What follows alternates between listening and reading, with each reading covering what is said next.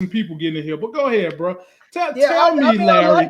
I like the finale to a certain degree because they did explain a lot, but I felt like they explained too much. Like they were just going and just giving this big explanatory scene.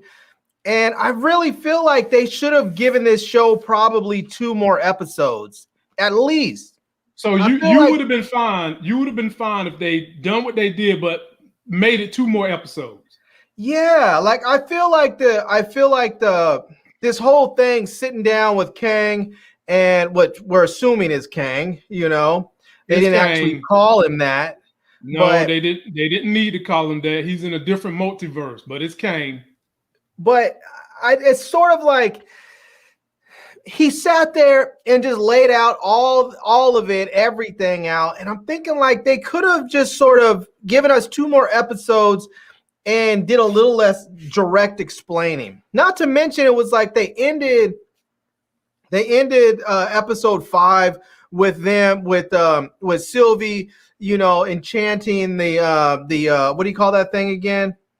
The Alioth. The Alioth. She enchanted the Alioth, and then it was like they just cut to them basically kicking down the door, waving the 4-4 on Kang, and I'm like, they could have done something more with that. Like the whole leaving, the whole leaving this sort of, I don't know what I don't even know what they call that area where you get sent to after you've been pruned, the void. The void. It's like they could have done something more with that, with them leaving, or they could have done something more while they were in the void, and you had all these Lokis, and it just felt like it wasted opportunity for that. It seems like they just do too much explanation right quick, and I just didn't feel like they gave Loki, the 2 Lokis, enough resolution before they finally went about their own ways. I don't know. I liked the episode. There was some stuff in there I definitely liked, but I feel like they've left it open in such a way that moving forward, things could really go south in either direction, because they can either take it real comic book nerd in the weeds, total comic book geekish stuff, which would be great for all the comic book fans and would probably totally isolate their core audience, because their core audience now is not the comic book geeks. Their core audience is the casual viewer. What? Wait. Yeah. Larry, I got to stop you, man. You're too smart for this. The core audience for a comic is never going to be a casual fan. It's going to always be the comic geek. They spread their wings and went outward to get the casual fan, who is probably now hooked on the comics and come watch us to explain what's happening. They don't realize it now. They think they damn comic aficionados. See, I hear you, and I want to agree, but when you look at the numbers, when you look at how many people are watching these shows and these movies, it's not that many comic book geeks out there that are watching all these shows. It is a much broader audience of people that are watching, and I think the core audience now has moved from the comic book geeks to just the casual viewers. And I think that they're going to have this problem of, do we go with the straight comic book stuff and make the comic book people happy and keep it true and authentic to the comics, and then we lose some of these people because it's too in the weeds? Or do we go and sort of stray from the comics and give the casual viewer more of maybe what they expect and what they want, but it veers away from what the comic books have, and then the comic book geeks are upset? Man, where are you getting your information from? Because I need to review it. I'm just pontificating, man. It's not info. I'm just pontificating what I think could happen. Your boy hangs out. Your boy, me, the nerd. Your boy hangs out in toy shops, in comic book selling stores all across North Carolina, and every geek in there is talking about Marvel. Everyone. I agree. I think you guys are loving this show. I love this show. I have my local comic book shop I go down to. I love this show. I love what Marvel is doing. But I think that we are no longer Marvel's core audience. I think Marvel's core audience is the casual viewer. No way. No way. As Bret the Hitman Hart used to say, the best there is, the best there was, the best there ever will be. No comic entity is going to ever go away from their core fan. Never, ever, not now, never in the future. It'll never happen, Larry. I'm hoping you're right. And I don't say this because I want to see something bad or see them stray. I hope you're right. But unfortunately, I think that the core audience of Marvel at this point for their TV shows and movies is the more casual audience. And I think they left the multiverse open and so broad where anything can happen, because I think they want to give themselves the opportunity to stray away from the comics and go in a direction that the casual viewer might be happier with. And then they can come back and say to the comic book geeks, hey, we left the thing open. We left the multiverse open with all kinds of possibilities so that, anything's happened. So even though it may have not happened in books, it still could happen because the movies and the TV shows are a little bit different. I think they gave themselves wiggle room so that they could come back and refute the comic book geeks when they decide to stray. Ladies and gentlemen, this is the Larry from the 616. This ain't 613, Larry. This is definitely your 616, who always come up here with these hot takes that sometimes be lukewarm. And look who we got in the building. It's the big homie One Take. How you doing, my brother One Take? And I got to get you in on this conversation, my brother. I got to get you in because my man Larry is tripping right now. Do you feel like the way they ended this is trying to divert from the comic book geek to the casual fan, or are you in my camp where the comic book geek is going to always be the base of Marvel? Yeah, that's my take. I mean, Larry called me a Loki today, so I don't know where his mind at today. I don't know where his mind at today. He called you a Loki. What? What? So I figured Larry was gonna have some kind of crazy take today. So. Lord, he gonna call One Take. God, so be more careful, man. I'm saying, y'all didn't see him. You didn't see him in the void. No, I ain't see him in the void. No, see, One Take act like he's up there trying to act like he wasn't there. He's trying to be slick. I saw him in the void. Okay. If you look just behind the alligator, you'll see him. He was back there. He was back there eating some chips. So he wasn't back there holding a hammer. He was back there eating chips. He was back there eating chips and doing dishes. Let me shout out the people so we can go ahead and deep dive into this thing. Shout out to Movie Files, ladies and gentlemen. This good brother we had on last week. Link is in my video description. He's putting together some great content. And of course, subscribe to Larry and One Take. They come up here often. But we also got Chase in the building, Carborough, Cleve, Tia Bryant. Assalamu alaikum is what I'm going to call you. Assalamu Way Live, Muchella, Zell Latrice, who Moochie's in the building, Monique's in the building, Steve Augustine is in the building. Man, y'all turned out for Marvel. Can we get a like for all the people in the building? Let's get a like. John Doe in the building. Buzz 703 is in the building. I love Fellas, we're here to talk that finale, man. Larry, my comics is picking up, man. We might be able to drop some of that Tyler Perry shit real soon and just be talking about the MCU and the DC universe, man, because we picking up on these comics. So I like it, man. I love it. Yeah, ladies and gentlemen, let's go ahead and get the opening scene started. So I picked this out because me and Larry was discussing. I think One Take agreed with me on B. Avery's channel too. We seen the full heel turn to a face by Loki in this episode. And this is the clip where I think it happened. We'll debate it out after we watch it. So take a look, fellas, and the audience out there watching. He's a liar, Loki. So am I. And I don't think he was lying. Not about that. Insane? Yes. But maybe he was telling the truth. Better hurry. Timeline's already branching. So what are you suggesting? I'm just suggesting we think about it. And what precisely is there to think about? Are you listening to what he was saying? That's the gambit. Remove the dictator and what fills the void. You want the throne. No. That's not it, no. I don't believe you. Sylvie, the universe isn't about everything we know to be true. But what if by taking him out, we risk unleashing something even worse? All I'm suggesting is we just take a minute to think about it. Can't you see? This is bigger than our experience. Why aren't we seeing this the same way? Because you can't trust. And I can't be trusted. One take, I'm gonna come to you first. Was that the heel turn to a face of Loki? First of all, I love the wrestling reference. By the way, I'm a big wrestling fan. Hey man, you see that? Let's get a good look at that. I'm the heavyweight champ, baby. I love the wrestling reference. Yeah, I think this was that moment right here. It kind of felt It kind of felt. Let me see.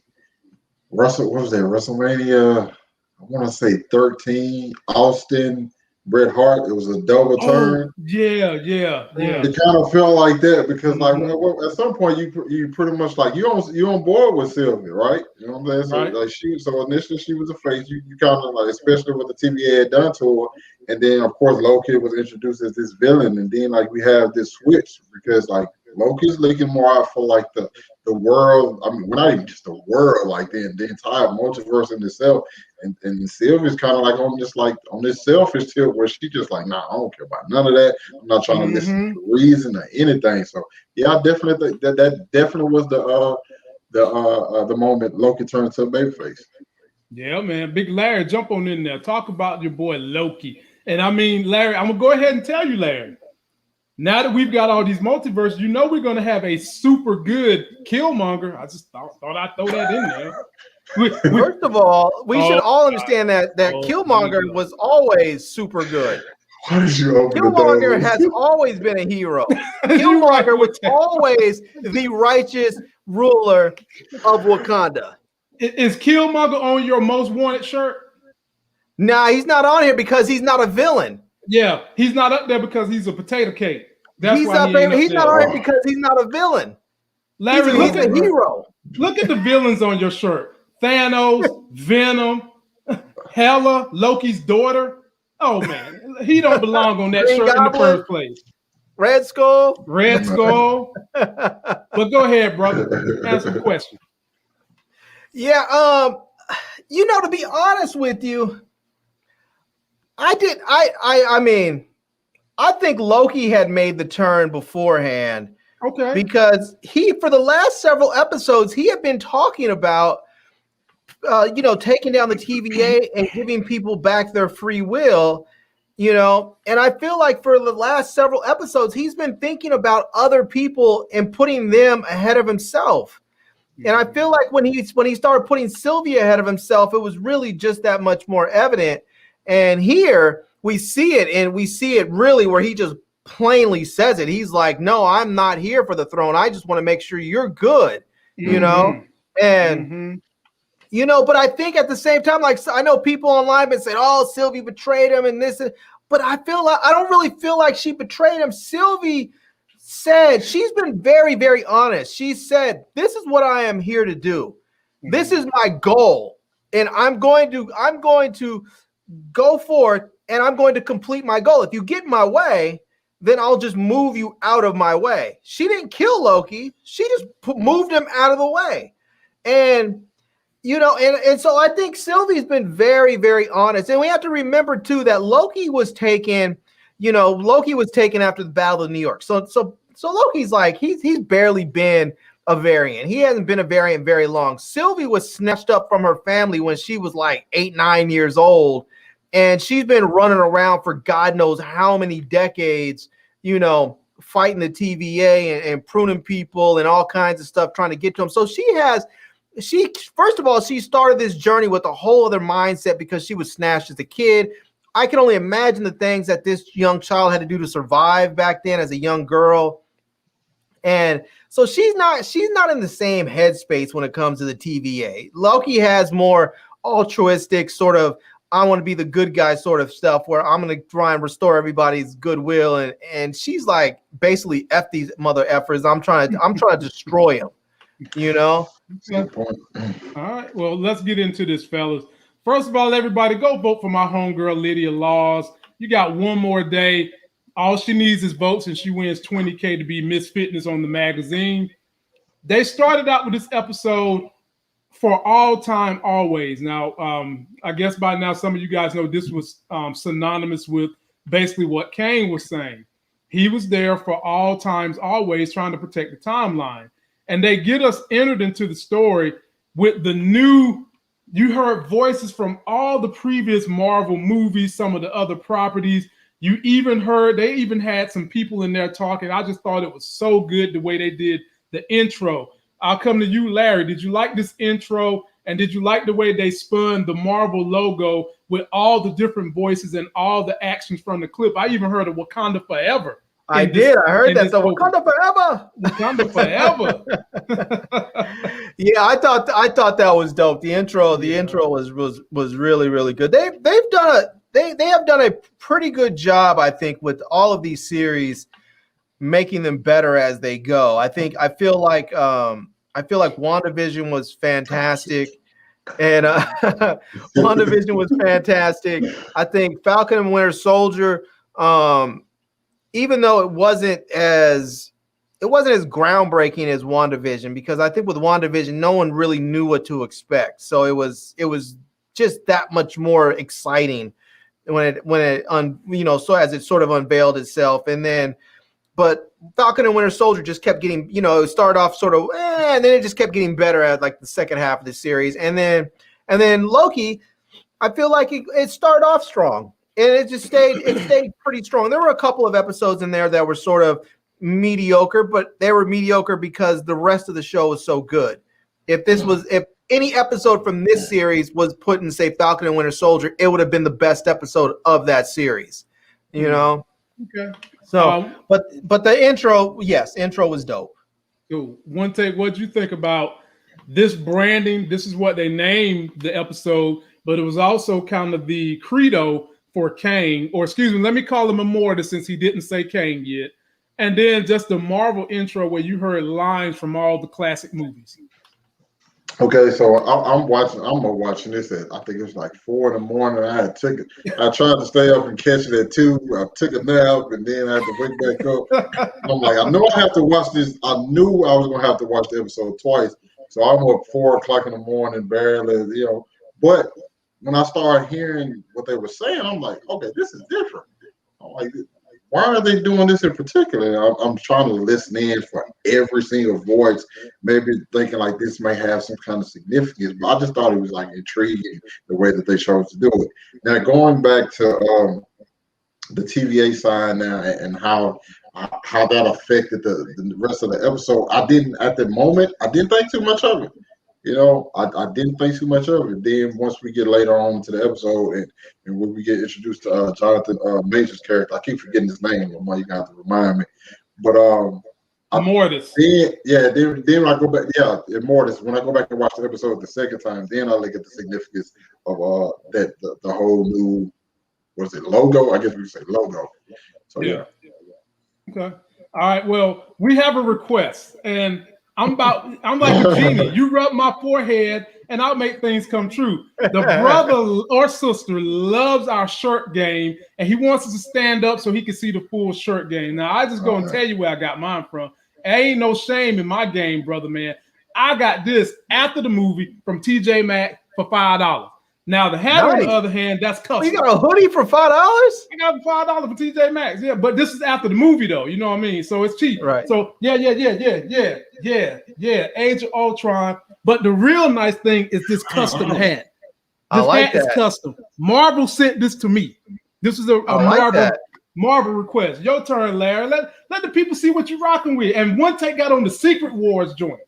Yeah, man, this is the Marvel's Most Wanted. It's a list of the villains down there at the bottom. So, you have them all. And I got this off Amazon.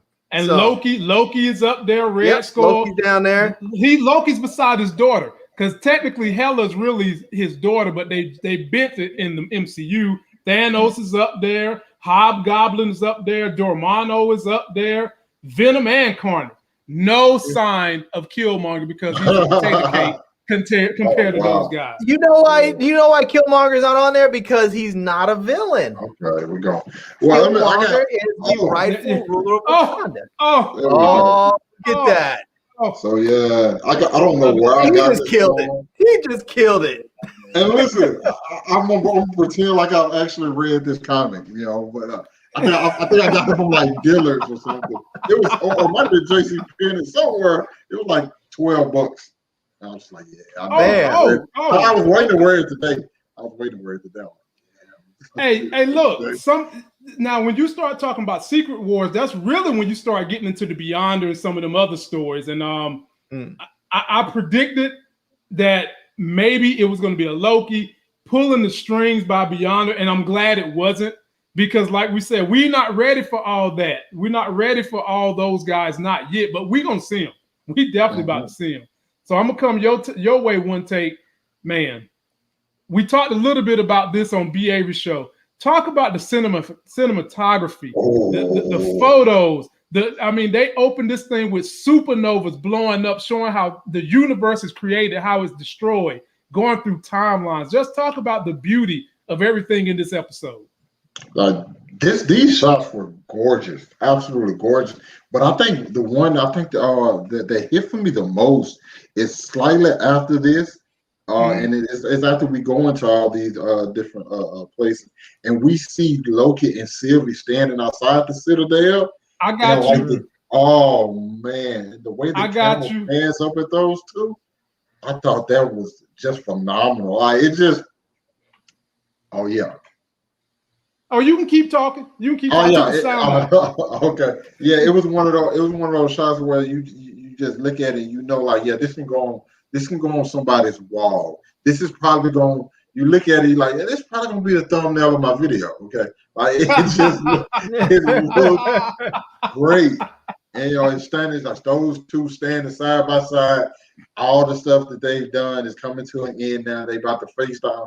They don't know who's in this Citadel. They don't know what to expect, but they're ready. And just like the background behind the Citadel, seeing the sacred timeline, and then it's not even that. It's like the rainbow colors that seem to be falling down above it. Like, that shot was beautiful. Yeah, Larry, jump on in there. You are the photo kind of cinematography guy. What did you think about the way Marvel handled this for a mini-series? I mean, it was fantastic. It was. I think they've done a really great job with all of them. I think this one was really, really well shot, and a lot of this. I mean, it's interesting because the first series was very much like done like a sitcom, like it was supposed to be, and then the second one I think had a little bit more of a cinema, a little more cinematic feel to it with Falcon and Winter Soldier, and this one was more of. It also had more of a sort of a cinematic feel to it, but it was much more of like everything was shot on sound stages. It wasn't much going on outside too much. It was a lot of soundstage stuff, but it just looks so nice. Everything looks so perfect. You can just see, like when I look at that scene right there, I just think to myself, like, that's a Disney ride, Right. Like you can go in there and see those windows and all the stuff going on behind there. That just looks like a Disney ride to me. And that, like, you could just see, like, can you imagine, like, supposedly you're in that ship and you're going through the different timelines. That's Space Mountain. That's Space Mountain right there by itself. Yeah, it's just, I mean, I honestly, I think they, when they created these scenes, I think they created these with something more in mind than just the visual for the show. Like, I would not be at all surprised if this shows up, because they're already, I think, don't they already have like Wakanda Land or something at Disneyland? Yeah, and they're supposed to be opening, pretty much they're going to be opening every fashion of Marvel in Disneyland and Disney World. So you're going to have a Wakanda Land, all this stuff. So I wouldn't be surprised if they simply had if they had a multiverse land and had all kinds of cool visuals like this. It would be incredible. Mm-hmm. All right, so now Sylvie and Loki have made it to the Citadel. They're in the Citadel. And this chick pops up that y'all heard it from me. Y'all picked on me. Y'all picked on me the first episode. This chick comes to the door. And I told y'all don't trust no android. I told y'all don't trust no android. She comes there. She's basically trying to make a deal with them. Did y'all hear the shit she was promising them? She promised Loki he can go back and rule. He can get all the Infinity Stones. Promising Sylvie, recreating her childhood. She was promising everything. So I'm gonna come to you with you first, Larry. How'd you feel about this opening scene when they get in the Citadel and the visuals and everything Ms. Minutes was trying to con them on? Yeah, I mean, at this point, I feel like it was a little too late for all that. Like they have been through so much. I mean, they've been pruned in the void and escaped the void and all the stuff they had dealt with the TVA. There was no way they were going to trust this little android or anything that came from the TVA. They weren't going to trust anything or anybody. And I mean, it was just sort of I guess it was just sort of a last ditch attempt, knowing that it wasn't going to work. I'll tell you the one thing that was sort of disappointing with me with this was that little android thing. When we first saw that, we were like, this little thing is so sickeningly cute and looks like it should just be an action figure or something that every kid is going to want. And I feel like they just didn't do a lot with it. I felt like there was a lot they could have done with that thing and popped it up, even if it was just to pop it up here and there a little bit more so that people can see it and the kids can see it. And they're like, I want one of those. How can I get one? It just seems like they really didn't do a lot with it. And I wish they would have, because they could have thrown it in there at various times and not have caused any sort of disruption where it felt like it was forced. They could have just popped it in there. Larry, the Funko Pop is already for sale. Ms. Minutes. Funko Pop is already for sale, my brother. Already for sale. I don't know what the numbers are yet, but the Funko Pop is for sale. Right. So how I think it probably could. I mean, maybe it's going to be big, but I feel like it could, whatever it is, I feel like it could be bigger. Okay. One take. How'd you feel about the conversation between Ms. Minutes and the Lokis? Yeah. Okay. First of all, I think I'm saying I agree with Larry. I feel like Miss Minutes could have been very profitable, but then again, after this episode, I don't think anybody wants to deal with Miss Minutes. I don't know about y'all, but like I said, it was 4 in the morning when I'm watching this, and I'm kind of out of it a little bit. Miss Minutes popped up like she was straight out of a scary movie, man. Wow, she really did though, right? I'm like, wait a minute, I'm need you like to chill, sweetheart. Smile or something. Exactly, it was creepy as hell. So, like her pitch was just completely wrong. She should have said something else. Because I'm like, just to Larry's point, they have gone through a lot to get to this moment. Like you should have caught them before they got pruned or just anything. And it's kind of weird that they didn't, considering they knew the path that they was going on. So that's still kind of weird to me. Well, the thing. Go ahead. My bad. One take. I'm sorry, good, but it was just weird that like she would like try to set them up for all of this, and it's like, there's no way we're doing that. I mean, we came too far. Like the goal is right there. Well, the goal, we've made it to our goal. We just, we have to walk through a couple more doors. And the thing that I think we all would like to know, Immortus knew they was going to tell her no. Exactly. So it's kind of like, why even send her out there for what? Just you. As a matter of fact, you should have just opened up all the doors, because he said before I introduce him. I mean, talk about what he said. Let's just go ahead and get to him. So we're going to come to you on this one take. So they get past the last trial before they get to see the man behind the thing. And out pops Jonathan Majors, who we all know is going to be playing Kang. But what we didn't know was that the MCU was going to have him playing variants of Kang from all throughout the multiverses. And in this episode, he is playing Immortus. And let me read to you a quote from Immortus. He calls himself Master of Time, Gardener of Time. It's more truthful. He prunes away the coronal branches deemed by others to be dangerous, reducing reality to a bloodless meadow. Damn. Okay. But that's not the way a warrior of men, I say, let it be forest. Let it be jungle. Kang the Conqueror. That's Kang the Conqueror talking to Immortus, which is what we're getting with this particular Kang. So Kang the Conqueror said this about his version of the Immortus. And we get to see him, and he's in this elevator, and he's so powerful, he ain't even worried about what they're going to do to him behind his back. Talk a little bit about Jonathan Majors Immortus, one take, as I'll go through some pictures. Man, you heard me gushing over him earlier, man. I thought Jonathan Majors came through and just crushed it. Like, it's crazy to see somebody show up in the last episode and basically steal the momentum from literally every single person in the show. He came I didn't expect it. I mean, of course, you see your typical mustache twirling villains, and sometimes Marvel is not necessarily known for great villains, but this guy comes through and he just has that it factor. Like this elevator scene where you can literally Loki looks nervous, Sylvie looks pissed. This dude is eating an apple, not eating an apple. Okay. He's not studying y'all. So he's like, okay. Oh, she finna swing. She finna swing again. He's standing on this. I'm pretty sure he's the person who got put out of class back in school because he was causing havoc.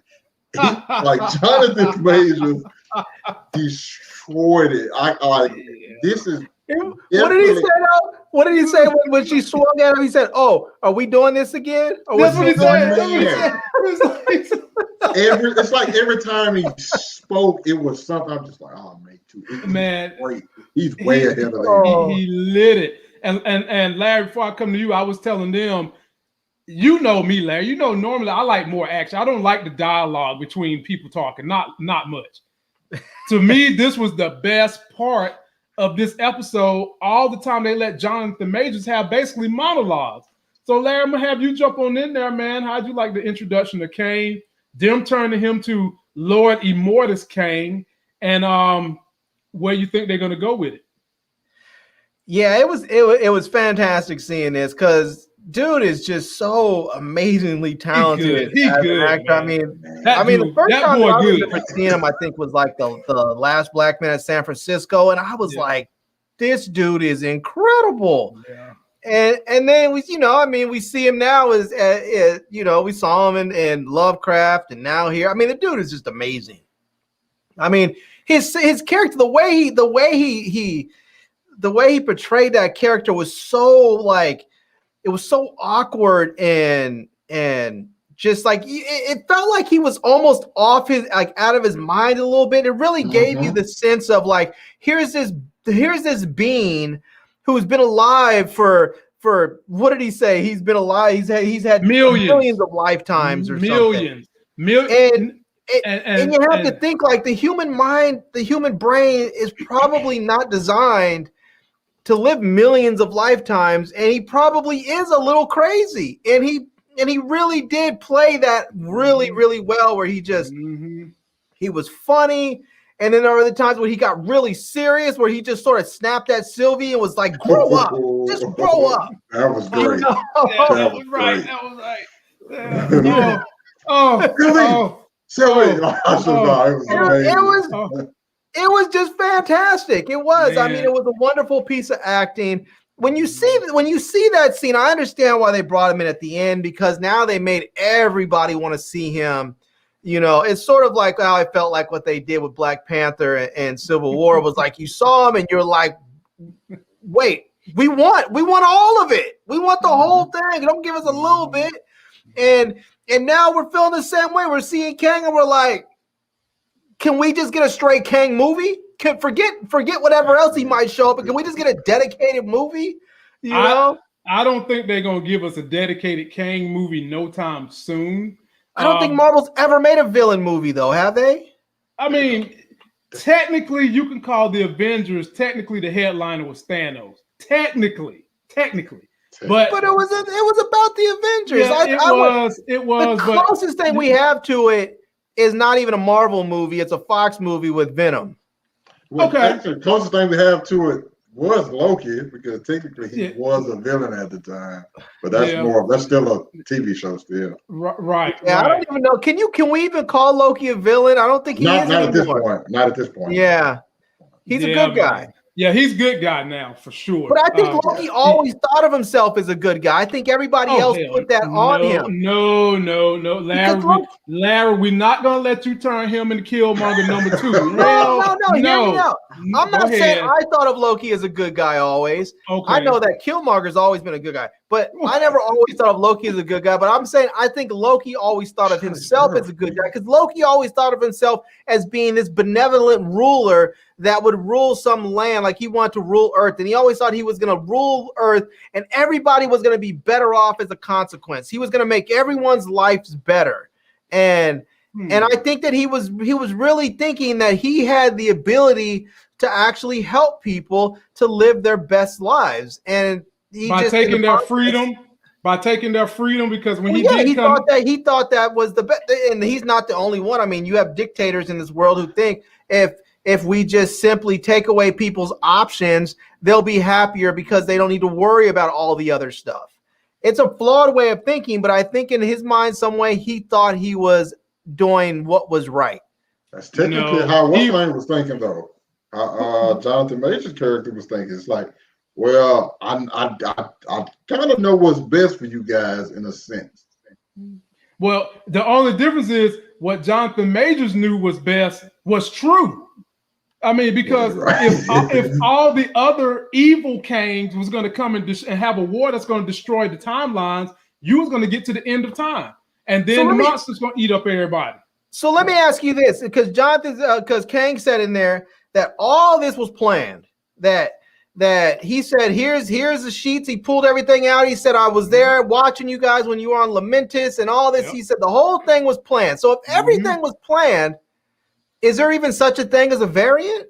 Yes. Because it doesn't seem like they're actual variants, because a variant is someone that does something that strays off the timeline, and then they have to be pulled in so that they can either be pruned or put somewhere else. And it sounds to me like if all this was planned by Kang, they're not actually variants because they did exactly what the timeline was intending them to do. Well, you get a small modicum of deviation that normally they're able to get there before you completely cause a branch and reset your ass.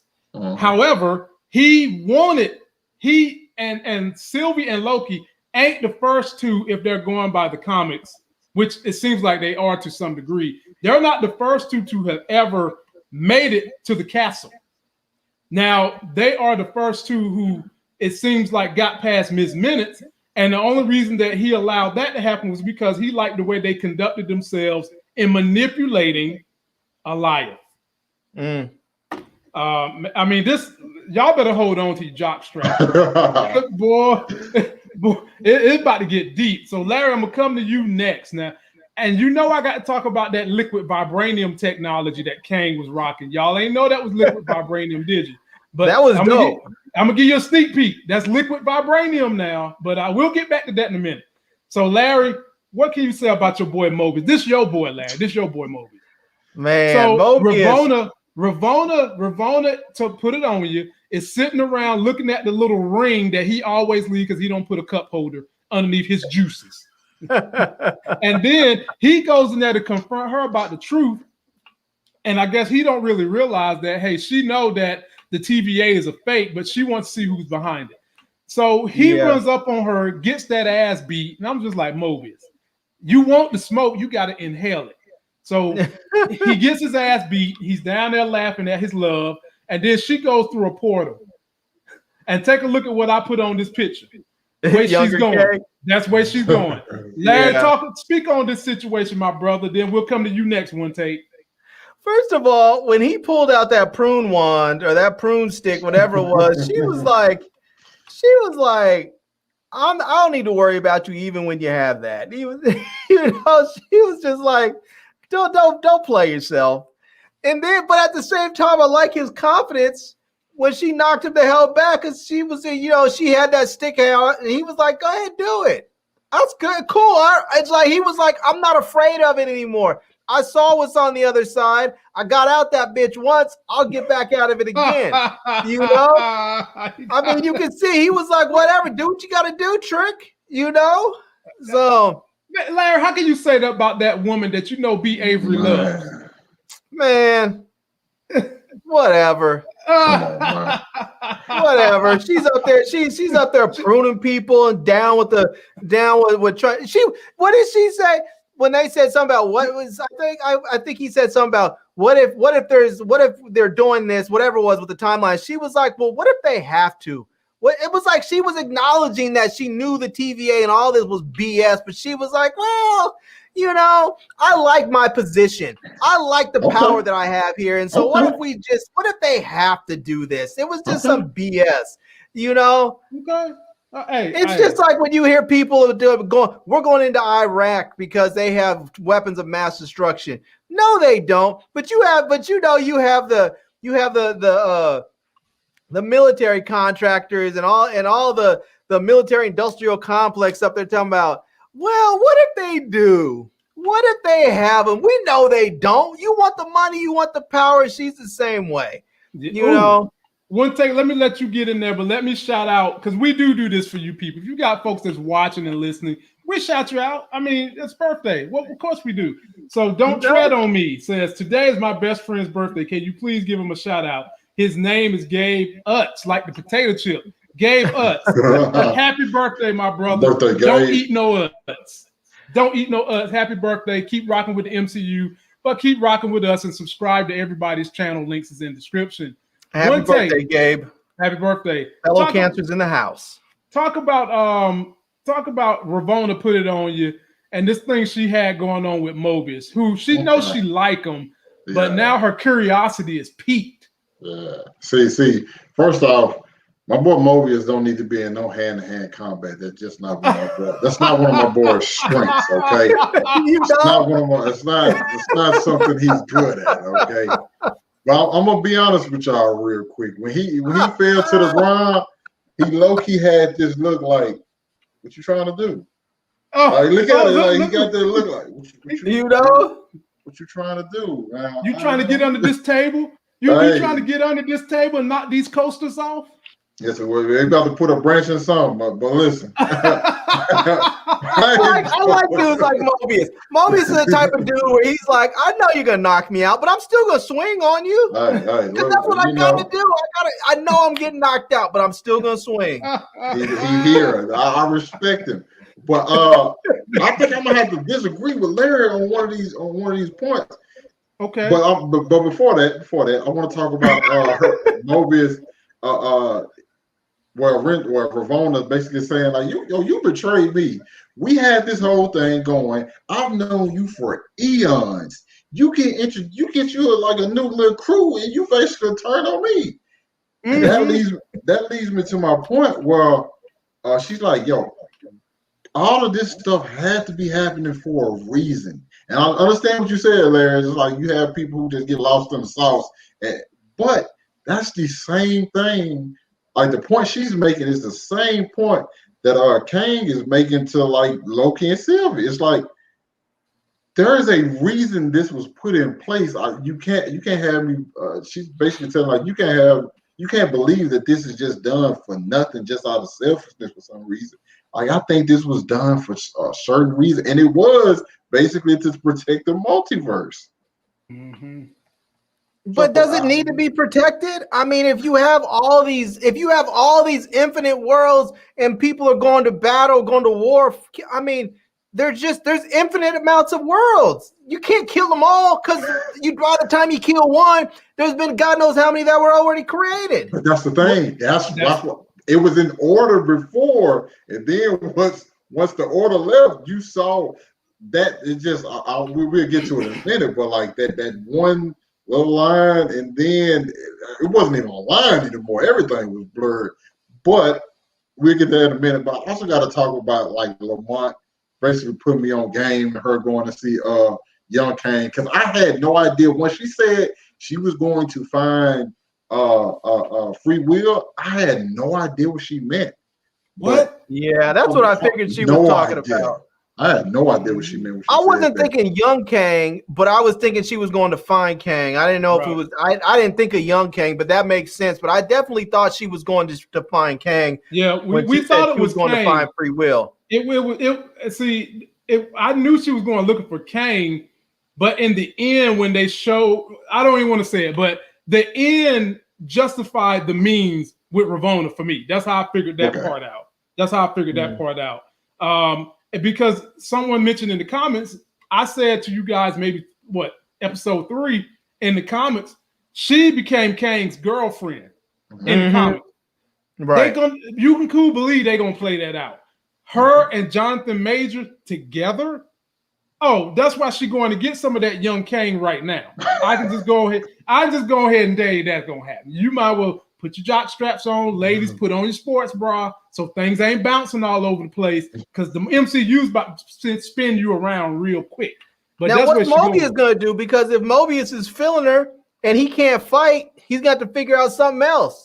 He got to get him a jet ski. Snatch his girl without a fight. Get a jet ski and take his mind off of it. That's it. Look, get the jet skis. He's just gonna go get a Sea-Doo and be done with it, huh? Get the jet skis, baby. Get the jet skis. All right, one take. I'm gonna come to you, and I think you enjoyed this scene, so we'll just piggyback from Mobius. He had the blue pen, all right. And they finally cleared up the blue pen and Ravonna's origin. And so B-15 and them go back to Ohio to get Ravonna as a principal. And you had a really, really good hot take about you would not want to be one of her students in her school. But the confusion right here was B-15 hasn't explained to the other hunters what's going on. And she's trying to do that right now. And he realizes that this Ravonna don't know who the hell he is. And that's when it all starts to break down. Jump on in there one take.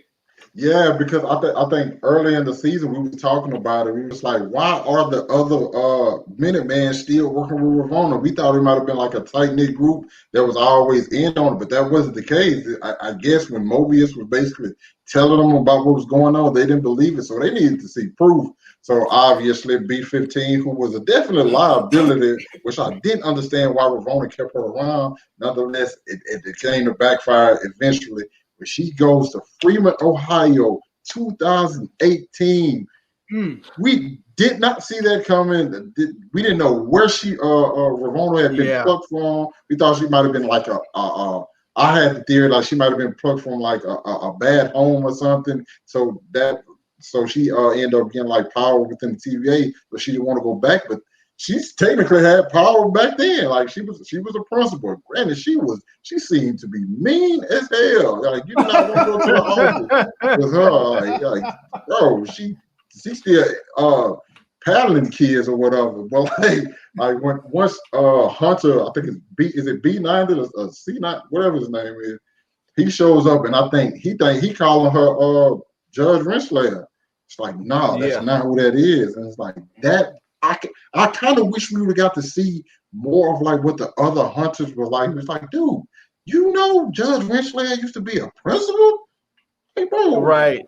Everything we know is a lie. And like that was great. That scene was great. Yeah. Like opened everything up. I answered a lot of questions as well. It did. I'm coming to you, Larry, but I want to just highlight something for one take.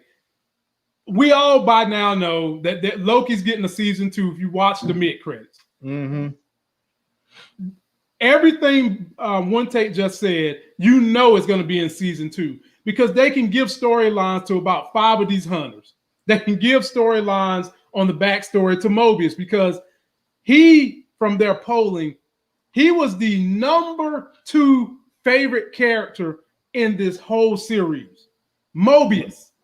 And he's definitely going to be on a Loki season 2. You can believe that. Yes. Oh, yeah. He's going to be up there. So having said that, my brother Larry, the living legend, how'd you like the whole going back and figuring out what was up with Ravonna and the connection with the blue pen?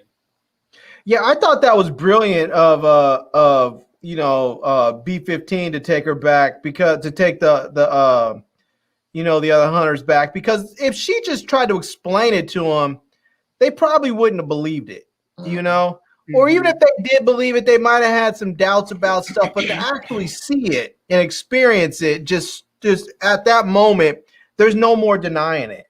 you know. Mm-hmm. And so now they're going to be forced to reckon with what they saw and what they experienced. I thought that was just brilliant. So I was loving that. It is interesting that she went from one position of power to another. And I think maybe that's just what they do. Maybe that's just what Kang did, was just found people and moved them from basically from one place wherever they were before to the same sort of parallel in the TVA. So I'm kind of curious to know what Casey was doing before him, and how come we didn't get more of him? Well, doesn't that make you want to know, if she's a principal, what the hell was her Nexus event? Probably sprang the wrong kid. You know, Loki gave the wrong student. Yeah. Or maybe, you know, once one of your B variants goes crazy in the multiverse, maybe they are forced to snatch up all y'all. Do you think about that? Because I'm gonna go ahead and tell y'all something that's going to happen. It might not happen in the next 5 years, but it's going to happen. In order to completely eradicate a variant from a timeline, each one of the variants from every multiverse has to die pretty much simultaneously. That's how you end their story arcs. That's going to happen, but we ain't got there yet. But I thought I'd just let y'all sit on that for a little while. That seems like a damn near impossibility. Not when you got the quantum zone, not when you got Kang having the technology to set it all up and align the timelines. You know, it ain't impossible. That's all I'm saying. And we about to get to what Kang said about how we'll get to his origin story, and I'll finish off what I'm saying then. All right. I'm be coming to you now. Let's see. That was one take. This is gonna be for you, Big Larry. Well, hell, we the Kang's origin story right now. Now, Larry, I really enjoyed his origin story. He even basically talked about how Nathaniel Richards, which is Kang's real name and the first of the Kangs, was able to find a way to manipulate the time and space-eating monster so that he could save all the multiverses. But before he went into that diatribe, he just talked a little bit about how there was all these other Kangs, and he's not the scariest. He's afraid of himself, another version of himself, and how they figured out something that Iron Man, the Hulk, and some of the other smartest brains, Reed Richards, couldn't figure out. That all these multiverses stack on each other, and in order to prevent these Kangs, who all had narcissism, loved each other, they shared technology, then some of them went the nuts and decided that they was going to be rulers. Larry, talk about the whole backstory that they did for this brother in this episode. Yeah, this was really dope. The way they just used these little figures. I guess I didn't realize this was liquid vibranium, but damn, can I get some of that? Liquid. Can I get some of that? Like the liquid Terminator. This is liquid vibranium. Could you imagine? You could just basically say, you know what? I need to go over I need to go get some croissants from Paris and just create you a little jet and fly over there and then stick it in your pocket. You know? That would be how much it's worth. Oh my God. Oh yeah. My Lord, have mercy. Man, if you had that kind of technology right now, the government would come at your door and lock your ass up. They would. And take it. They would. But go ahead, Larry. But yeah, I would. I mean, the story was fantastic how they told it, and you know his reasonings behind it. It's always one of those things where it sounds good, but you know it's not all kosher and as clean as they're making it out to be. You know, it was sort of like, oh, everything was in disarray, and we had crazy versions that were out there killing everything, and everybody went to war with each other. It's like, yeah, I feel you. They probably did go to war with each other, but it wasn't as like your intentions aren't as pure as you're making them out to be. But one thing I'm curious about is that Alioth that eats matter and time and space and all that. Energy never gets destroyed. It just gets stored in a different place or a different way or sent somewhere else. So I'm kind of wondering if this Alioth has all this energy in him. Of course he does. And one thing, of course he's got it all in him. But one thing that I've been waiting for somebody in the comments or some of my other geeks to mention today that I haven't heard. I haven't heard this, so y'all getting a hot take from me personally.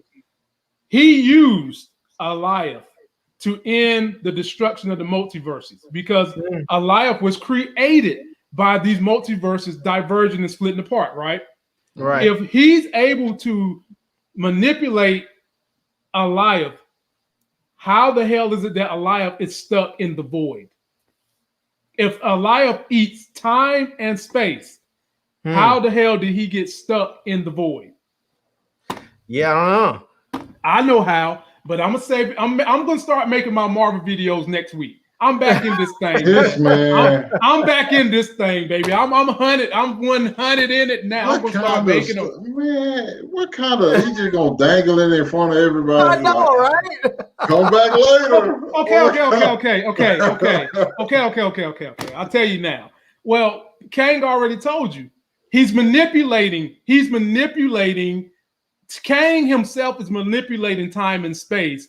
So every time Alioth thinks that he's outside the void, he's really not. Simple as that. That's how he's been able to manipulate Alioth. Alioth thinks that it's outside in space, eating stuff. So he's essentially in a loop? Yes, you got it, Larry. He's essentially got him in a loop, stuck in the void. Exactly. Okay.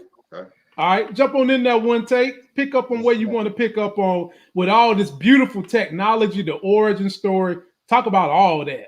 Can I, before we move on, can I just mention one thing? That it seems to me like as easy as the Lokis were able to control Alioth or enchant him, it seems like even though he may have the ability to eat all this time and space and energy and matter, it seems like he might still be fairly weak and easily manipulated. And it shouldn't take, because I mean, female Loki is strong, but she's not that strong. She ain't no Scarlet Witch, I can tell you that. Yeah, it seems like it wouldn't be that hard of a task for somebody to actually get a hold of the Alioth and just take all of its power, absorb all of its power. I mean, you have all this matter from just all kinds of multiverses. Like they were saying, that's how they ended it. They were just sending all these multiverses to the void, and this thing was just eating it up. They were just eating it. It was just eating all this matter, and all that matter and energy stored up somewhere, just waiting for someone to take it. They probably going to put that in the storyline, 100%. And I want to see, and since we've been talking about Loki, the god of chaos, I want to see Loki hook up with the Scarlet Witch because she's about chaos magic, and he's the god of chaos. I want to see chaos on chaos. He's the god of mischief. He's the god of mischief, not chaos, man. The god of mischief. That's what they said. They said chaos in there too. Mischief. I hear you, mischief, but they also say chaos in the show. So if they're calling him the god of chaos, I want to see him with some chaos magic witch too. I want to see the two of them hook up and get some serious chaos loving going. Bruh, don't you know? Wanda and Loki. Get him under control, man. Yeah, man. Scarlet Witch. Larry, don't you know the Scarlet Witch does not have sex with whole humans? If you ain't he's Asgardian. She would have sex with Ms. Minutes before she have sex with Loki. Loki's not human. He's Asgardian. She don't do that, man. She mess with androids. You got to be part android. Ain't nothing android about Loki. Nothing. When are we gonna see that? When are we gonna see that big serpent thing Loki created? Oh, you seen it on Asgard already? Did we? They showed a clip of it. I must have missed it. All right. Okay. Jump on in there. Yeah, I thought this was great. I thought this was just as well of an explanation as the Miss Minutes one we got earlier. I think in episode 1 with like the cartoon, because it's pretty much simple in it, whether you know the comics or not. They just pretty much like lay it down straightforward for you. And like I said, the liquid vibranium is a nice touch. I don't know what he's doing. I mean, I probably would have just retired and just told them to do what they want to do. I would have sold that liquid vibranium for a couple $1 billion and been chilling. You know what I'm saying? That just be, because I don't understand what it is when people just like sitting, want to be in places by themselves. I just don't understand. Okay, I'm trying to get out and see some people. But I did enjoy that. And like I was wondering about the Alive thing too, because I remember us talking about it like the past few weeks. Well, actually, last week and this week. But I lost my train of thought. Oh man, what was that? Alive. Oh, okay, yeah. How he was able to take down the other Kangs and like separate his one timeline from the other ones. Considering he was able to do this, I just you have to wonder just how bad the other ones are, and he kind of was lucky that he was the one who was able to control Elias, because there's no telling what the situation would look like if one of those more evil Kangs had been able to get control of Elias first. Mm-hmm. And I'm about wondering, was it simply just that he found Elias before the rest of them did? You know, that's what I'm wondering. Was it Elias? Did he encounter Elias in his multiverse before the rest of them encountered an Elias in their multiverse? But the problem that they set up is Elias came from the fracturing of all the multiverses. Yeah. So I think this is a being that's in this MCU that's not going to have a variant in every multiverse. This is what you see with this one, is what you get. Do you think that Elias took out a couple of variants of Kang? Because if it destroyed the multiverse, it had to.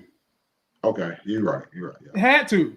Now the problem is you didn't kill them all at the same time. You left some of them still alive. That's the problem. And you'd be done with all the Kangs if you would have done that.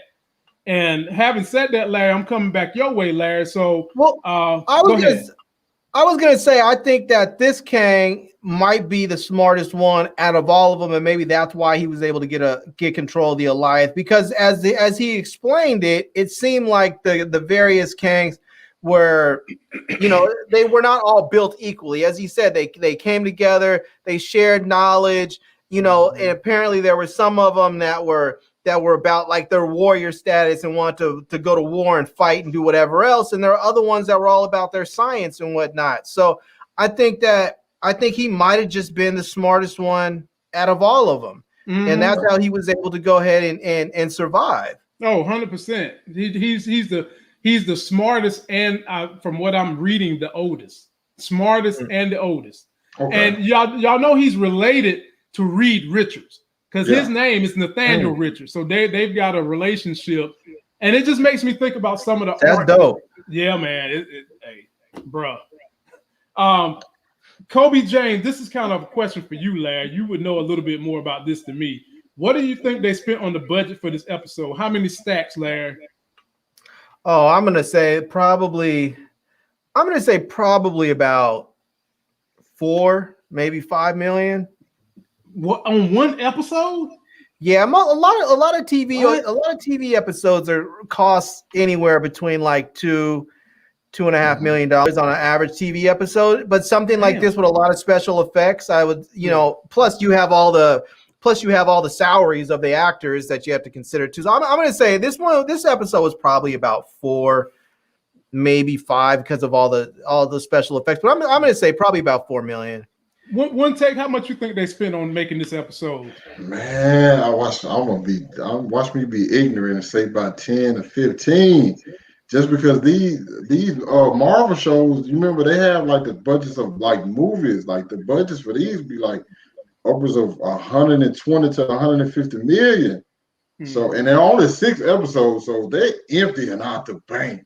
I'm saying, I think you said like those actors, they are getting paid. They getting paid, bro. Yeah. I mean, like the new thing for an actor, you want to be in the MCU. That's it. That's your meal ticket. If you can somehow aspire to be in the MCU, you writing on ticket there, man. Whew. Larry, I'm coming to you now, my brother. So Loki and Sylvie about to have a little fight. This was my opening clip. This is when your boy goes babyface. He's a good guy now, and he jumps in front of the knife. Sylvie's about to cut Kang. He jumps in front of the knife, steals a kiss, and then she boots his ass into somewhere in the multiverse. And that minute that he booted her, was also the scene right after Ravonna put it on you, went somewhere looking for younger Kang, and this is what happened next, Larry. Yeah. Break it all down, my brother Larry. I didn't set you up nice. I threw you the lob. Yeah, I think that I think in this one here, well, first of all, I have to shout out to the Loki love, I've been feeling the Loki love for a while there. I think that this whole thing played out. Like he tried to make it seem, I think Kang tried to make it seem like, oh, I don't know what's happening. I knew what was happening to about, what did he say? 6, 7, 8, 9, 10 seconds ago. But now I'm just not sure what's going on. I think he still knew what was going on. I think because he told them he wanted those two to take over for him and run, manage the timeline, run the TVA and all that. And I think that what he wanted to happen, I think he saw what was going to happen, and it happened exactly as he planned it and as he laid it out to happen. Because you have Sylvie who killed him, and now what's she gonna do? She's gonna. I mean, what's she gonna do? She has to do something. She's already there at the Citadel. I think she's gonna run her part from the Citadel. Loki just got booted back to the TVA, and he's back in the TVA with all kinds of knowledge that the rest of the people don't know, and they're up there wondering, who are you? What are you doing? Who are you? And so I think you have, and he already mentioned, he said something to the effect of, you guys could go back and tell all the agents what happened and let them know what's going on and explain to them why it's happening. So I think that's what Loki's going to do. He's going back. He's going to explain to them all what's going on and what's happening and why. And he's going to run the TVA from the TVA side. And Sylvie's going to run the timeline from the Citadel side. And it's going to go exactly like how Kang wanted it. Those two managing the timelines. That's all. Hey, that's a good theory. One take what you think about it. Shout out to Buzz, who sent me a super chat via Cash App. You can send it on Cash App if you want 703. To. Appreciate it. How'd you feel about the Loki love, the fight, and ultimately she getting her hands in that knife through Kang? Listen, man, we knew the Loki love was coming. I think there was a couple of people on your live last week and on Behavior's live, just like there was nothing there. It was always there. You see all those two looked at each other. That kiss was coming, okay? We don't know. She kind of soured it a little bit when you push my boy through the door. But this neither here nor there. Maybe it's like she used him. She got that kiss from him. Then she kicked him out. That's usually what the men do. Exactly. I think the kiss was real. I think the kiss was real, but she saw opportunity. I think she used it. Yeah, she just used the opportunity. Oh, man, that hurts. That's even worse. I don't make it hurt no less, Larry. Yeah, I think she might have done it to save him, because if she didn't, and then if she had killed Kang and there was just the two of them, she might have been thinking, we're going to have to fight for this throne because neither one of us is going to want to we're not going to want to share it. We're not going to be able to trust each other. Larry, she don't want the throne. She just want Kang dead. She doesn't have any plans. Dead, then what? What's she going to do? She needs something to do. She's probably going to go back. Yep, she's just going to chill. Or she's going to go back to her original timeline. She's going to take that look. She's probably a mess. She's the new Kang. Which is probably she's the new Kang. She's going to be the new timekeeper. No way. Especially not with things left off, because things obviously got crazy after the kiss, and once again, Jonathan Majors got to get a shout out to this guy because he was so ready for death. He's like, oh, you're not gonna beg for your life. You're like, I could. It's just like he was great, man. I'm gonna be talking about this dude for the next few weeks, okay? Yeah. What did he say? What did he say?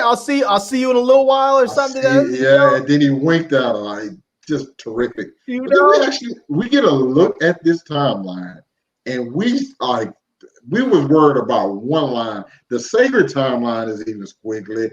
Branches got branches. They way past the red line. Now we are in total chaos. We are in panic mode, and we're gonna leave it right there because we're about to get to the end. Yes, we are. And guess what? One take, you get to lead off on the end one. This is your lead, my brother. So Sylvie done killed Kang, this version of Kang anyway. Oh, our boy Loki arrives at the TVA thinking he's going to be the savior that he know he can be. And when he gets here, Mobius and B-15 don't know who the hell he is. Matter of fact, did y'all see Mobius calling for reinforcements to get Loki when he had his back turned and he was looking at this big reveal of Kang the Conqueror?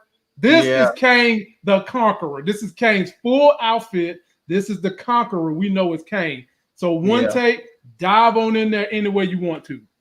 Man, Loki, first of all, Loki looks panicked the entire time. He's running around the TVA, and he finally gets to two people he know that know everything, that know the truth, and he gets to talking to them. And the moment, like, Mobius tells, like, I think this like kind of like heartbreaking for fans everywhere just because of the relationship these two have built. He's like, oh, don't you work in analytics?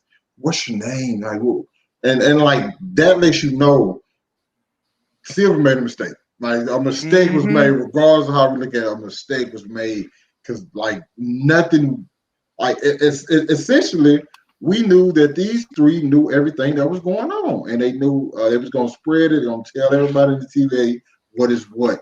Loki comes back to a world, a reality that he doesn't even recognize. So, and what, like you just pointed out, Lamar, Mobius is calling people over. So Loki's gonna have to get out of that situation. He's looking over. This like literally was in like 5 minutes. Mobius forget him, B-15 forgets him. They don't know who he is, and Kang has pretty much conquered the TVA. So what do you do in that situation? It's straight panic mode because at one point Loki was the man with all the knowledge. He knew everything. He had the keys to freeing everyone in the TVA.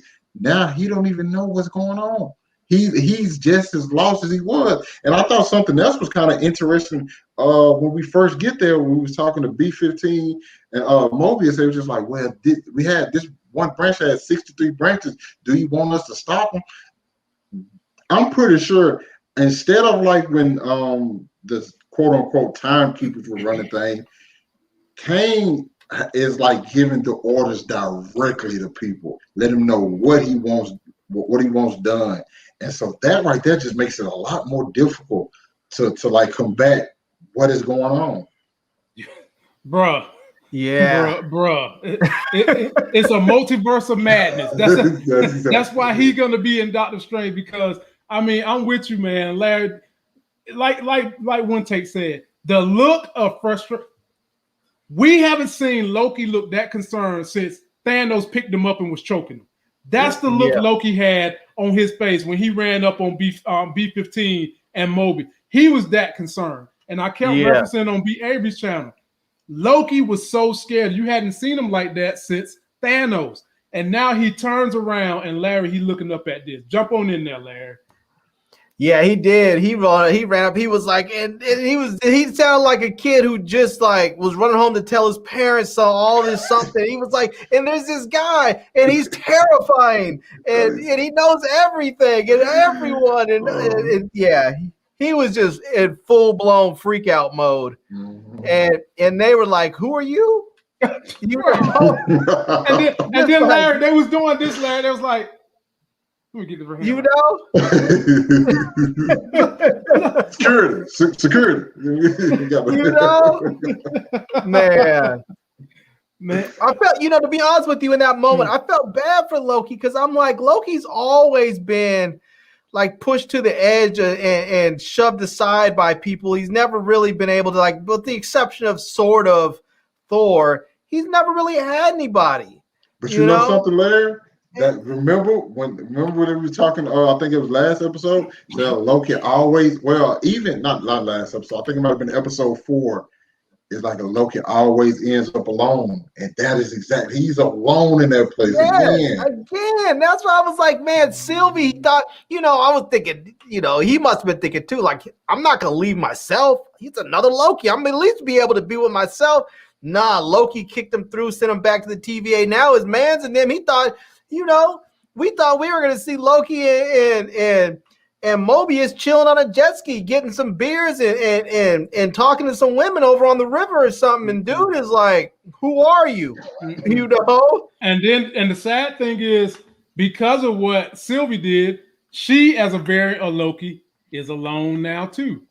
Because of the sacrifice of OG Loki, Kid Loki. Well, no, Kid Loki got Alligator Loki, so they ain't quite alone. But I mean, it was a group of them. You reduced that group. So and guess who was the number 4 most loved person on the series? OG Loki in one episode. So you know he's coming back. He's coming back. Alligator Loki's coming back, and I'm hearing they're gonna let him talk. And something I mentioned last week. I said it'd be great if they had Alligator Loki meet up with Frog Thor, meet up with Rocket Raccoon. I done read somewhere on the interwebs they might make that happen. Oh boy! Wow! Oh boy! Oh, that would be crazy. Can you imagine the dialogue of Rocket Raccoon talking to an alligator? That would be straight crazy. That's gonna be nuts, man. Let's finish this thing off, fellas. So they always show you something new in the credit scene. So we've been trying to figure out who's taking these pictures, who's looking at them. Look at that little hand down there in the corner. That's a black person's hand. That's Kang's hand. Y'all see that thumb down there on the bottom? Oh yeah. Look at that. That's who been looking at these pictures the whole time. Man. Yeah, man. Detective Lamont. Hey, you know? Hey, look, let me tell y'all something. When you give me time, my daughter's in school and my wife is gone, and I'm sitting here and I got the whole surround sound of myself, nothing else in this house, and I got at least an hour and a half, I can break some shit down. But Lamont be going through those the whole show frame by frame, picking out gems. Nah, man, it's like when you watch Marvel. When you're a comic nerd, you know Marvel is always putting something in there to stroke the inner comic book reader. They're always sticking something in there. So it's just like it's second nature to be looking at this thing when you see a frame and you see it stop. That's how I do it. You see a frame and you see it stop. Just be looking outside the characters. That's how you do it. So if they're panning the camera and it stops, don't pay attention to what the characters are doing. Look around the thing and then come back, take a picture, and that's when you see shit. And then last thing that we found out was Loki gonna get a season 2. I'm gonna come to you on this one first, Larry. How you feel about season 2 and what you want to see on that season 2? Well, somebody in the comments mentioned something there that I want to see, and I've talked about it before, and that is I want to see Howard the Duck. And Loki? I want to see him somewhere. Why not? Wait a minute. You want to see Rocket Raccoon, Alligator Loki, Frog Thor, and Howard the Duck on the same screen? I want to, yes. I ain't mad at it. I can see it on the t-shirt. I can see it on that t-shirt Larry wearing. I can see that right now. That would be dope. Yeah, man. That would be dope. That'd be really dope. You know? Okay. I get and that. You could throw in Groot too. I mean, dude is a tree. Yeah. So you know. Groot. Yeah. I'm Groot. That, but you could throw in Teenage Groot. Teenage Groot is the one who made the sacrifice so that Thor can have Stormbreaker. Right. Hey. Yeah, that was crazy. Yeah. One take. What you want to see on season 2 and what you expecting? I'm expecting season 2 to be a little bit crazier. As crazy as this one, I think I'm expecting season 2 to be a little bit crazier. And for some reason, I think I want to see some frost giants. I want to see Loki command some frost giants. Him taking over the TVA and him like having some frost giants do some of his bid. So you think that with him, you think he's going to take over what I think he's on Earth? I think he's in 613 now. He was in 616. He done got booted out. I think he's on 613. You would like to see him controlling the frost giant. And what are they going to be doing though? Who are they going to be attacking? What is he going to do with them?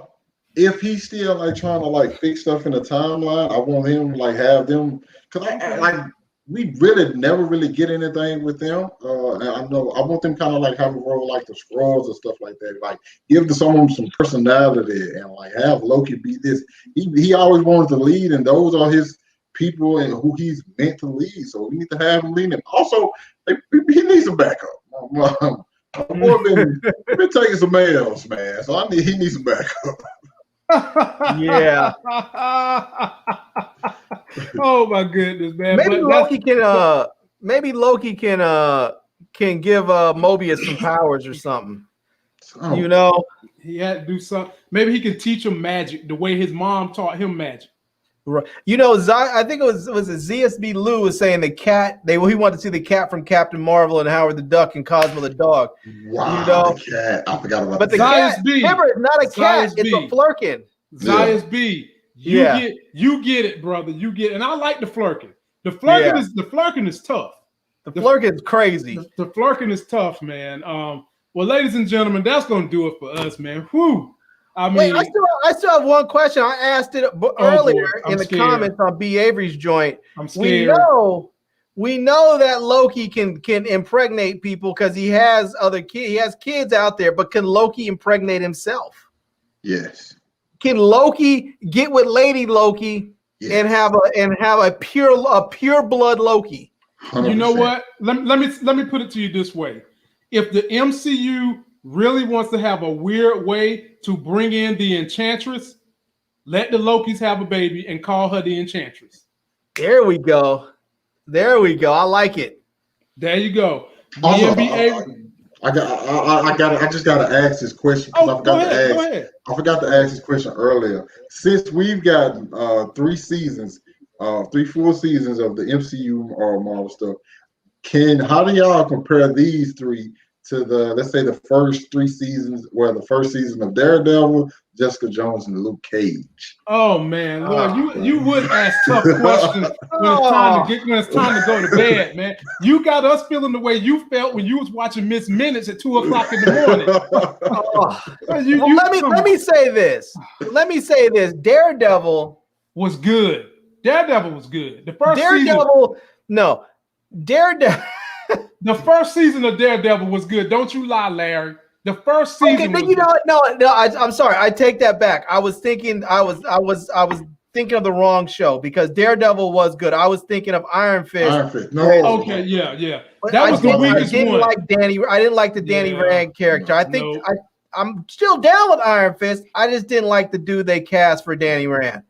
But I have to say that I think that the Luke Cage, Jessica Jones, and the Defender series were all dope. Yeah, I love that. I love that whole. I always call them the neighborhood Marvel crew because they're all just sort of local neighborhood, heroes.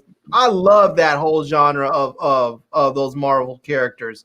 Mm-hmm. And I mean, I don't know. Are they? It feels like there was way more money put into these series than they were into the Netflix joints. I feel like if they would have made those characters, if they would have put the money they put into these shows into those, I don't even know, man. Because they were great as they were. I can only imagine how much better they would have been.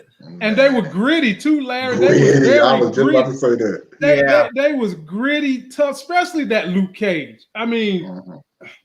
I don't know if Luke Cage would have been better on Disney Plus. I don't know if they would have given them the freedom to do all the stuff he did on I think that Netflix gave them more freedom to not even just Luke Cage, but Jessica Jones. Because Jessica Jones was like promiscuous and drinking and all kinds of. Yeah. I'm not sure Disney would have been cool with that. And do y'all remember? Y'all remember Jessica Jones and Luke Cage got a smash session in? Yeah, a few times. He put her right man, on they were messing with the foundation of that apartment. Right, right. I mean, one take, man. It's hard for me to answer that. I'll say this: of the 3 that we got to see on Disney Plus, I think the Loki series is the best of the 3, and so then it would be me trying to rank the best of this 3 versus the best of the Netflix 3. And of the Netflix ones, I gotta say Daredevil and the Defenders and Luke Cage kind of was all a tie for me. They was all kind of like a tie. And when you combine those 3 versus one Loki, I would go with those. I would be rewatching those more than I rewatch this. But I would say the Loki series stands out as the best compared to whatever you want to say was your best Netflix version. Okay. Okay. Yeah, you know what it is that these series, as good as they are, they feel like and I think they're intended this way too, is they feel like they're setups for the MCU movies. Oh yeah, definitely. So it just feels like they're sort of bridging the gap. They're giving you a little bit more information about some of the characters that aren't always on the top of the list to get their shine in the movies. And they're sort of just setups to transition the stories over into the movies, where I feel like the Netflix joints were like truly standalone. They were like telling their own stories in their entirety. And they weren't designed to be, just sort of like, they weren't designed to lead into something else, And like my man Swipe Lee and Jenna said, Punisher was good. Punisher was good too. I did like Punisher. Yeah, Punisher was cool. Punisher was dark. And the season finale of season 1 with his name, Monk. Cause I'm gonna make you work for this one. Oh nah, come on. It's right there, man. It's right. All the cuts on his face, man. I see him. I just can't think of his name. It went hard though. It went hard. And the guy that plays Punisher, he was also in Walking Dead. I love that dude, man. He's good. They need to go ahead and sign him up in the MCU. You know what I'm saying? And by the way, fellas, I'll say this. At the next Disney shareholders meeting, they're talking about they want to have something with Disney that is for more adult-based content. So you can have darker material for adults on Disney Plus. I ain't saying that they're going to vote it in, but if they do, that's when you'll start getting these darker characters outside of Disney Plus. But I mean, man, I can't wait for that to happen. I feel like you need it at this point because you have so many people that have grown up with Disney that are like, cool, the Disney stuff that's is for fun. you. Huh? I said that's at the end of Daredevil season 3. Right. I'm thinking of it's gonna bother me. This honestly bothers me. This honestly bothers me. And then we already supposed to be getting these darker characters, Moon Knight, Blade, and they supposed to be teaming up at some point in time. And I don't know how you tell their stories without it being something that's going to scare kids before they go to sleep. You can't put that on this. I just watched. I'm ashamed of myself, but I just watched Blade for the first time the other day. How you like it? It was great, wasn't it? Man, that is what it definitely stood the test of time. Only thing you got to like the CGI. Other than that, that movie goes so hard.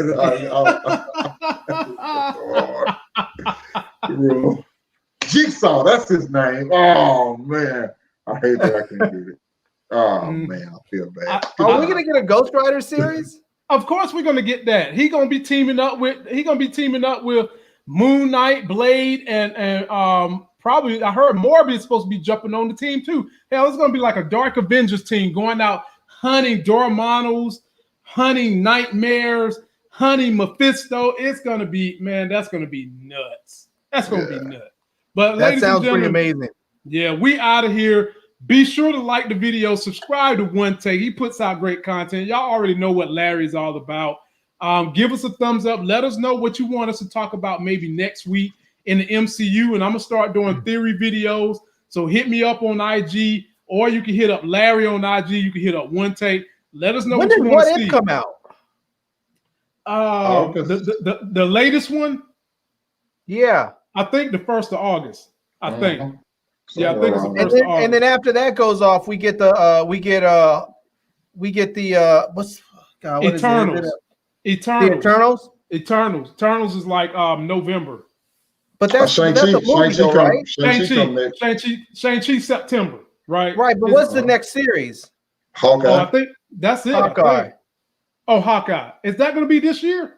Yeah, they say it's slated for late this year. They ain't gave us a trailer or nothing yet, but I'm pretty sure it's on the way. Man, Okay. it's gonna be football season by then. Hell, we're gonna have stuff to watch by then. They need to drop that bitch next month. All right, fellas, we out of here, man. Y'all be easy, love you. We'll see you on Friday. All right.